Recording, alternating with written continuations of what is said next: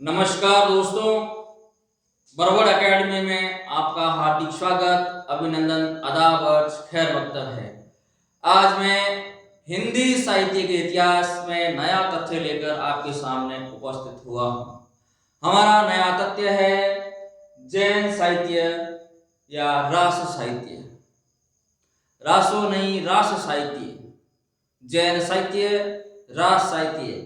जो हमारे competition exams में हिंदी साहित्य का इतिहास आता है, द्वितीय श्रेणी भर्ती परीक्षा एवं प्रथम श्रेणी भर्ती परीक्षा, कॉलेज व्याख्याता, केवीएस, पीजीटी, टीजीटी, अन्य स्टेट की जो भी प्रतियोगी परीक्षाएं होती है, हिंदी साहित्य की हिंदी का जो पेपर होता है उसमें हिंदी साहित्य का इतिहास पूछा जाता है। और सभी यूनिवर्सिटीज में BA first year, BA second year, BA final year और एमए पूर्वार्ध, एमए उत्तरार्ध में हिंदी साहित्य का इतिहास पूछा जाता है। उसका भी साथ में मैं डिस्कस करूंगा और कर रहा हूं। देखिए मित्रों, जो कॉलेज कर रहा है, कॉलेज में भी हिंदी साहित्य का इतिहास है। वर्तमान में मैं श्री खेमा बाबा महिला महाविद्यालय में असिस्टेंट प्रोफेसर के पद पर कार्यरत हूँ। तो हमारे जो भी विद्यार्थी है वो भी इसको अच्छी तरीके से देखें और पढ़ते समय पेन और कॉपी साथ में जरूर रखें और साथ में लिखते रहें।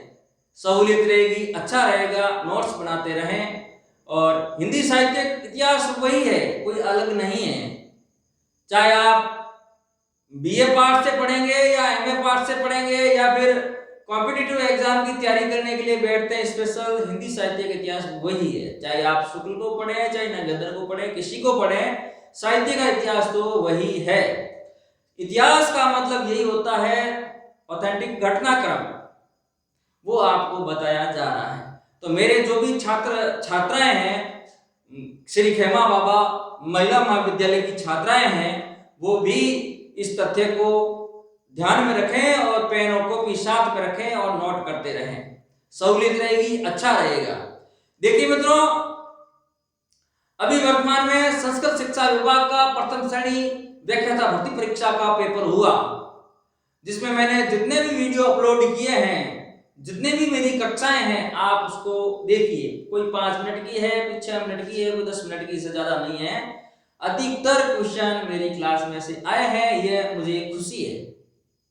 और मैं आपसे कहना चाहूंगा, आप जरूर मेरे इस चैनल को सब्सक्राइब करें और आगे से आगे फॉरवर्ड करें और इस चैनल पर आप बैठें, देखें। एक बार आप देखिए जरूर। 5 मिनट कीमती, आपके कीमती समय के सिर्फ 5 मिनट आप लगाइए और देखिए कि इसमें से कितना गहरा तथ्य है। आपको खुद को अनुभव होगा कि हाँ, बाकायदा इसमें से सवाल आ रहे हैं।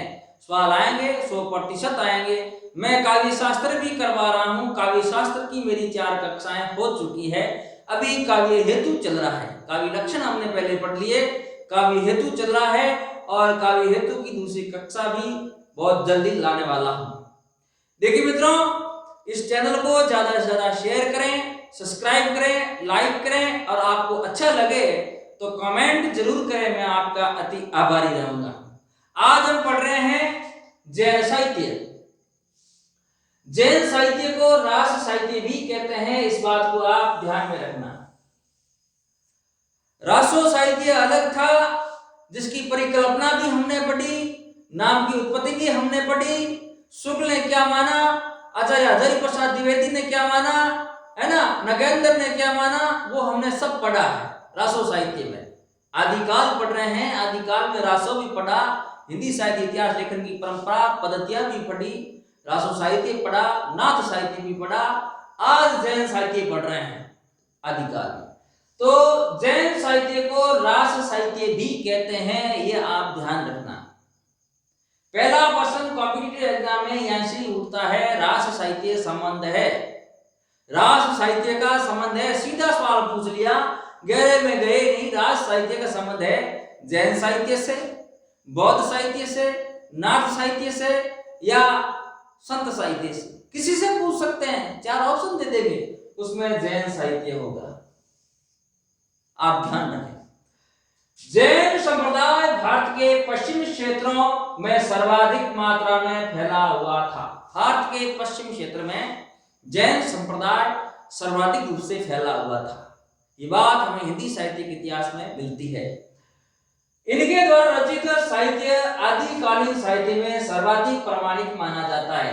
जैन साहित्य, जैनों के द्वारा रचे गए साहित्य आदिकालीन साहित्य में सर्वाधिक प्रामाणिक माने गए हैं। इस बात को आप नोट। आदिकालीन साहित्य में सर्वाधिक प्रामाणिक माना जाता है इनके रचित साहित्य को। जैन साहित्य रास, फागु, चरित्र तथा आचार शैली में रचित है। यह बहुत ही इंपॉर्टेंट है। जैन साहित्य है वो आपके रास, फागु, चरित्र और आचार शैली में रचित है। इस बात को आप आराम से ध्यान रखें क्योंकि यह परीक्षा में पूछा जाता है। और जो BA first year, second year, final year और एमए प्रीवियस और फाइनल ईयर के जो विद्यार्थी है वो भी इसमें ध्यान रखें। उनका पॉइंट बनाकर परीक्षा में किस तरीके से सवाल करते हैं तो यहाँ पॉइंट बनाकर आप सवाल कर सकते हैं। ऑथेंटिक तथ्य है, ऑथेंटिक तथ्य को पॉइंट बनाकर आप लिख सकते हैं। लेखन शैली आप कैसी है उसके ऊपर निर्भर करेगा। तो जैन साहित्य रास, फागु, चरित्र तथा आचार शैली में रचित है। Very most important. जैन साहित्य की प्रवृत्तियां। अब अधिकतर प्रवृत्तियां पूछी जाती हैं। अधिकतर परीक्षा में प्रवृत्तियों के लंबे लंबे ऑप्शन दिए जाते हैं। अभी संस्कृत शिक्षा विभाग की प्रथम श्रेणी की भर्ती परीक्षा थी, उसमें भी प्रवृत्तियों के सवाल आए। तो देखिए जैन साहित्य की प्रवृत्तियां है अलौकिकता के आवरण में प्रेम, कथा, नीति, भक्ति आदि विषयों का निरूपण हुआ है। जैन साहित्य में अलौकिकता के आवरण में प्रेम, कथा, नीति, भक्ति आदि विषयों का निरूपण हुआ है। प्रेम संबंध, नियमों का, नीति नियमों का और भक्ति का आदि का इसमें निरूपण हुआ है, लिखा गया है। घटनाओं के स्थान पर उपदेशात्मकता को प्रधानता मिली है। जो घटना है, घटना के स्थान पर उपदेशात्मक जो को प्रधानता मिली है, उपदेशात्मक तथ्यों को प्रधानता मिली है जैन साहित्य में। बाह्य आचारों का विरोध तथा आत्मशुद्धि पर बल दिया गया है। बाह्य आडंबर है उनका विरोध किया गया है जैन साहित्य में।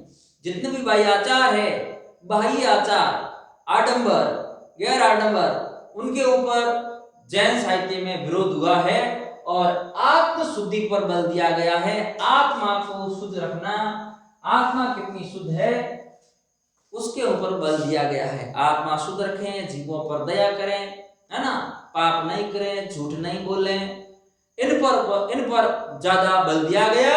लेकिन बाह्य आडंबर है उनका विरोध किया गया है। शांत रस इनका प्रधान काव्य है। काव्य में शांत रस का प्रयोग हुआ है। इनके जो जैन साहित्य है, जैन साहित्य का शांत रस प्रधान रस है, ये बात ध्यान रखना। शांत रस में जितनी भी रचनाएं हुई है वो अधिकतर 99% शांत रस में हुई है।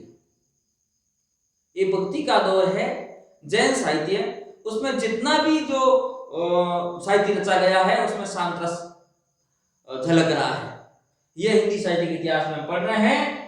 जैन साहित्य रास, फागु, चरित्र तथा आचार शैली में रचित किया गया है। ये मुख्य इनकी आपके प्रवृत्ति है, इसको आप ध्यान में रखें। फिर धार्मिक साहित्य होते हुए भी इसकी साहित्यिकता अक्षुण्ण है। धार्मिक साहित्य होते हुए भी जैन साहित्य धार्मिक साहित्य है, ठीक है ना, ये तो आपको पता ही है। जैन साहित्य धार्मिक साहित्य है। जैन साहित्य धार्मिक होते हुए भी इसकी साहित्यिकता अक्षुण्ण है। क्यों? आदिकालीन साहित्य में सर्वाधिक विश्वसनीय माना जाता है जैन साहित्य। आदिकालीन साहित्य में सर्वाधिक माना जाने वाला साहित्य है जैन साहित्य। अब आदिकाल में हमने बौद्ध साहित्य पढ़ा, नाथ साहित्य भी पढ़ा, रासो साहित्य भी पढ़ा, पढ़ रहे ना, लगते पढ़ते आ रहे हैं, क्रमवार पढ़ते आ रहे हैं। रासो साहित्य पढ़ा, फिर नाथ साहित्य पढ़ा, फिर सिद्ध साहित्य पढ़ा, आज राज साहित्य पढ़ रहे हैं, जैन साहित्य पढ़ रहे हैं। तो आदि काल में सर्वाधिक मान्यता जैन साहित्य को मिली है। इस बात को आप अच्छी तरीके से नोट करें, क्योंकि ऑप्शन इस तरीके के ही पूछे जाते हैं, ये आपके लिए मोस्ट होगा। नमस्कार मित्रों, आज इतना ही। अगले समय में, अगली कक्षा में और मैं जैन साहित्य के बारे में चर्चा करूंगा। आप इनका स्क्रीनशॉट जरूर लें और अपनी कॉपी में विधिवत तरीके से लिखते रहें। आपका हिंदी साहित्य का इतिहास एकदम क्लियर, परफेक्ट हो जाएगा। हिंदी साहित्य इतिहास से संबंधित कॉम्पिटिटिव एग्जाम में आने वाले सवाल इससे बाहर नहीं होंगे। और जो कॉलेज कर रहे हैं छात्र छात्राएं, वो भी हिंदी साहित्य के इतिहास साथ में लिखते रहे, उनका भी एक पार्ट हिंदी साहित्य के इतिहास पूरा हो जाएगा। नमस्कार मित्रों, आज इतना ही। अगले समय और मैं आपके सामने उपस्थित होऊंगा, तब तक के लिए इजाजत दीजिए। नमस्कार, धन्यवाद।